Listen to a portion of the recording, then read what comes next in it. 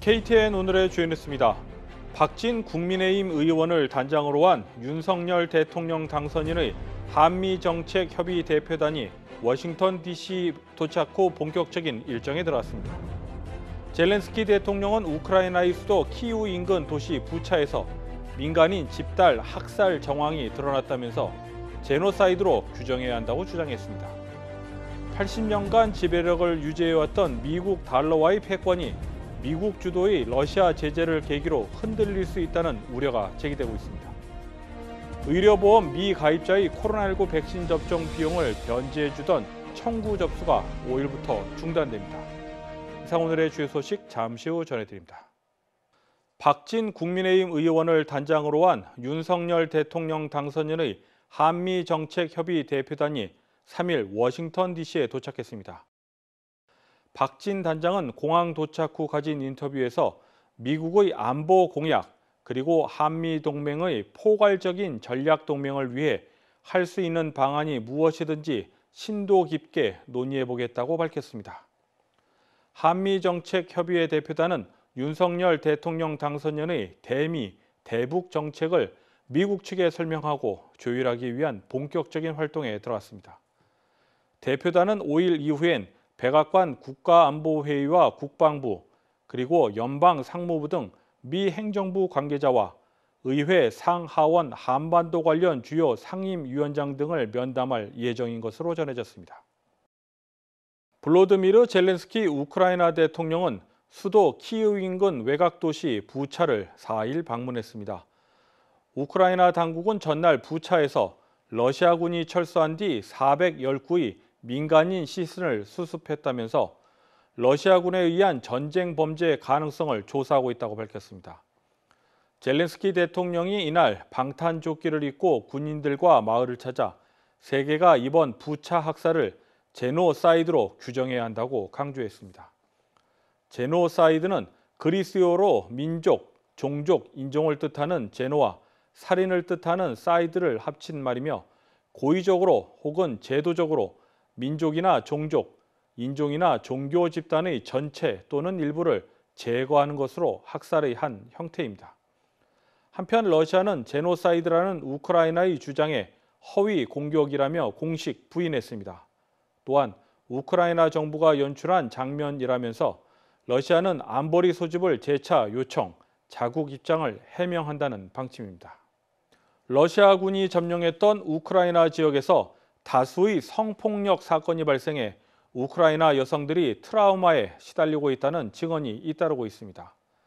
급기야 호신용으로 가위를 지니고 피임기구를 챙기는 피난민들이 늘어나고 있습니다. 관련 내용을 김상은 기자가 전해드립니다. 여러 언론 매체에서 러시아군이 점령했던 지역에서 여성과 청소년을 상대로 한 성폭력이 발생했다고 보도가 쏟아지고 있습니다. 영국 가디언은 현지 시각 지난 3일 우크라이나 여성과 청소년들이 러시아 군인들에게 성폭력을 당했다는 증언이 나오고 있다고 보도했습니다. 특히 러시아군이 퇴각해 탈환한 지역에서 성폭력 증거들이 다수 발견되고 있다고 덧붙였습니다. 해당 기사에선 사건이 어린이가 보는 앞에서 벌어졌다고 보도해 충격이 더해지고 있습니다. 가디언은 사진작가 미하이 팔린차크가 수도 키이우 외곽 한 고속도로에서 촬영한 사진을 공개했습니다. 사진에는 담요로 싼 남성 1명과 나체 여성 시신 1명이 찍혀 있었습니다. 가디언은 해당 사진에 대해 러시아군이 우크라이나를 침공한 후 민간인을 상대로 학살과 고문, 강간 등을 자행하고 있는 증거라며 비난했습니다. 성폭력 사건은 피난길에서도 발생하고 있습니다. 피난민 대부분은 유럽 각국으로 흩어지는데 최근 개인 차량을 이용해 피난민들을 돕겠다는 일반인들도 군인과 경찰들에 의해 통제되고 있습니다. 일부 난민이 행선지가 적힌 팻말을 든 낯선 사람의 차를 탔다가 범죄의 표적이 된 사건도 발생했습니다. 심지어 군복 차림으로 어린 소녀들을 꾀하는 이들이 적발되는 일도 있었습니다. 우크라이나인들이 전쟁을 피해 난민 쉼터로 향하는 길에는 안타까움을 더하는 안내문도 있습니다. 안내문에는 운전자와 사진을 찍자고 했을 때 이를 거절한다면 그 차를 따라가지 말라는 글이 쓰여 있습니다. 고국을 떠나는 안타까운 상황마저 악용하는 사람들을 통제할 방안이 시급해 보입니다. KTN 뉴스 김상은입니다. 다음 소식입니다. 미국은 극한 상황에서 외국 중앙은행의 달러 접근을 차단해 해당국의 경제를 고립시킬 수 있습니다. 이렇듯 80년간 지배력을 유지해오던 미국 달러와의 패권이 미국 주도의 러시아 제재를 계기로 흔들릴 수 있다는 우려가 제기되고 있습니다. 달러의 기축통화 위상과 경제 접근 차단과는 어떤 관련이 있는지 짚어봤습니다. 미국은 지난 2월 러시아가 우크라이나를 침공하자 경제 제재에 들어갔고 러시아의 외환 보유액 6,300억 달러를 동결시켜 루블화 가치를 폭락시켰습니다.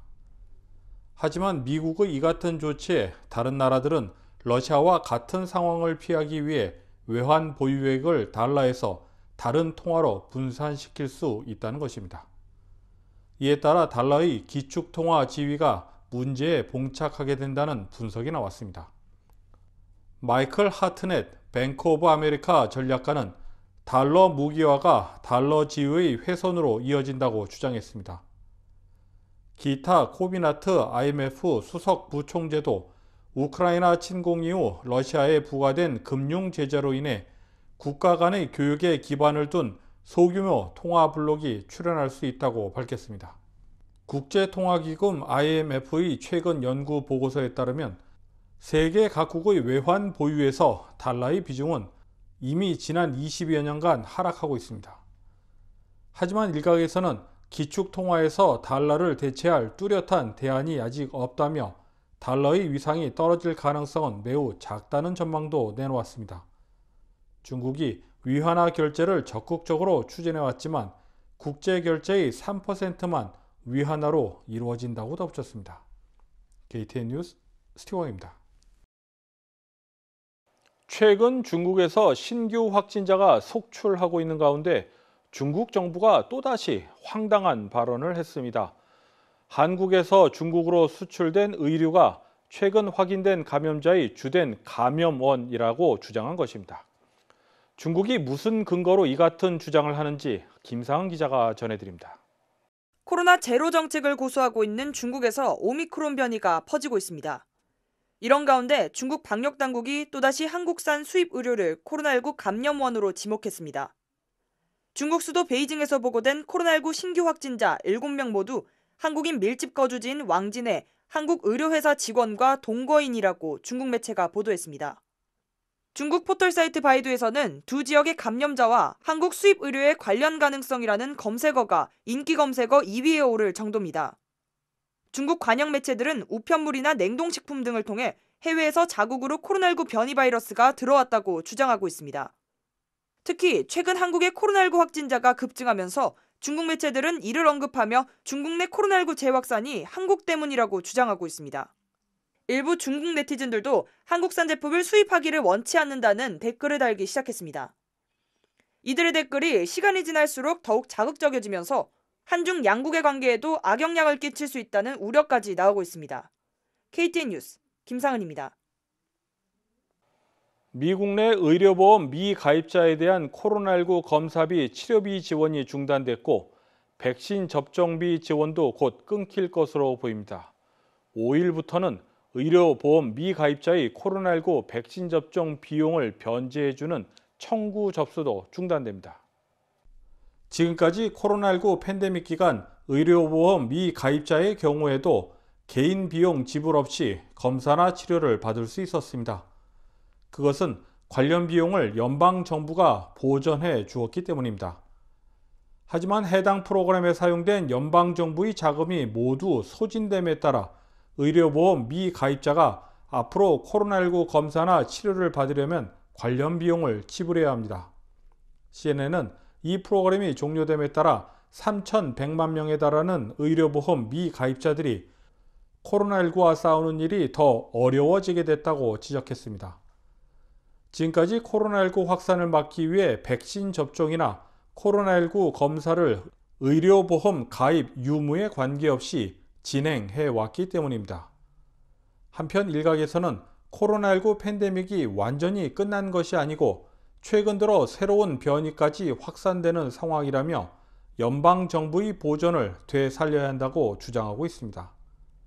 또한 보건자원서비스국 HRSA의 대변인은 해당 프로그램이 팬데믹 기간 중대한 역할을 하며 수백만 명의 미국인에게 혜택을 줬다며 보존 프로그램을 종료하면 중요한 의료 서비스에 대한 접근에 불평등이 가중될 것이라는 입장을 내놓았습니다.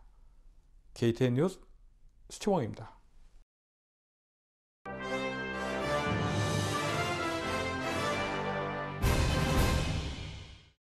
전기차 업체 테슬라 최고 경영자 일론 머스크가 트위터 지분 9.2%에 해당하는 7,350만 주를 보유하고 있는 것으로 나타났습니다. 미국 증권거래위원회 SEC에 따르면 머스크가 보유한 트위터 주식의 가치는 전 거래일인 1일 종가 기준 29억에 달하는 것입니다. 또한 머스크가 보유한 트위터의 지분으로 최대 주주가 될 가능성도 제기되고 있습니다. 이 같은 소식이 알려지자 개장 전 거래에서 트위터의 주가는 25% 폭등한 데 이어 정규장에서도 20% 상승했습니다. 일론 머스크는 2009년 계정을 개설한 이후 8천만 명이 넘는 트위터 팔로워를 보유하고 있습니다. 한편 관련 전문가들은 머스크가 직접 SNS를 만들기 전에 일단 트위터의 지분을 대거 인수해 트위터의 관행을 바꾸려 하는 것으로 보인다는 해석을 내놓았습니다. 러시아의 침공으로 우크라이나를 탈출한 고려인 난민이 한국으로 단체 입국했습니다. 이들을 도운 광주 고려인 마을에 따르면 여성과 노약자 25명과 영유아 4명이 오는 5일과 6일 이틀에 걸쳐 한국으로 입국해 광주로 향합니다. 광주 고려인 마을은 우크라이나 사태 이후 피난길에 오른 동포 가운데 광주에 연고를 둔 난민의 모국행을 돕고 있습니다. 항공 경비와 정착 지원금을 제공하며 한국어 교육과 취업도 도울 예정입니다. 고려인 마을은 앞으로 광주에 연고를 둔 동포 100명 이상을 추가로 도울 예정이라고 밝혔습니다. 틱톡 인플루언서인 부기 칩스케이트가 최근 게시한 동영상에서 5년 전 코스코에서 구매한 물품을 리턴받아 화제입니다. 칩스케이트는 5년 전 구입한 커피 메이커를 리턴하는 방법을 촬영했습니다. 코스코는 구입일 이후 90일 이내에만 상품 반납이 가능한 것으로 알려졌는데 코스코의 100% 만족 보장 정책에 따라 고객이 해당 제품에 더 이상 만족하지 않으면 리턴 가능하다고 전해졌습니다. 칩스케이트는 해당 서비스를 이용해 5년 전 구매한 물품을 리턴했습니다. 코스코의 이 정책은 TV와 냉장고 등 대형 가전제품과 다이아몬드, 담배, 술, 타이어, 배터리 등을 제외한 모든 제품에 대해 소비자가 불만을 표시한 경우 아무런 조건 없이 리턴하도록 허용하고 있습니다. 다음은 코로나19 소식입니다. 오늘의 코로나19 현황을 김상은 기자가 종합했습니다. 4월 4일 오후 2시 50분 기준 미국 내 코로나19 누적 확진 환자는 8,184만 5,082명, 누적 사망자는 100만 8,294명입니다. 지난 주말 동안 신규 확진 환자는 5만 9,507명 증가했고 신규 사망자는 912명 증가했습니다. 주변 누적 확진 환자는 캘리포니아, 텍사스, 플로리다, 뉴욕, 일리노이 순으로 많습니다. 주변 누적 사망자는 캘리포니아, 텍사스, 플로리다, 뉴욕, 펜실베니아 순으로 많습니다. 다음은 조지아주 코로나19 현황입니다. 오후 2시 50분 집계에 따르면 조지아주의 누적 확진 환자는 193만 9,891명, 누적 사망자는 3만 1,191명으로 집계됐습니다. 신규 확진 환자는 860명 증가했고 신규 사망자는 47명 증가했습니다. 다음은 카운티별 집계입니다. 풀턴 카운티 누적 확진 환자 18만 6,649명, 누적 사망자는 2,059명입니다. 지난 주말 동안 신규 확진 환자는 127명 늘었고 신규 사망자는 3명 늘었습니다. 귀네 카운티 누적 확진 환자 17만 5,136명, 누적 사망자는 1,737명입니다. 신규 확진 환자는 62명 늘었고 신규 사망자는 2명 늘었습니다. 이상 오늘의 코로나19 현황이었습니다. 이상으로 KTN 뉴스를 모두 마칩니다. 시청해주신 여러분 고맙습니다.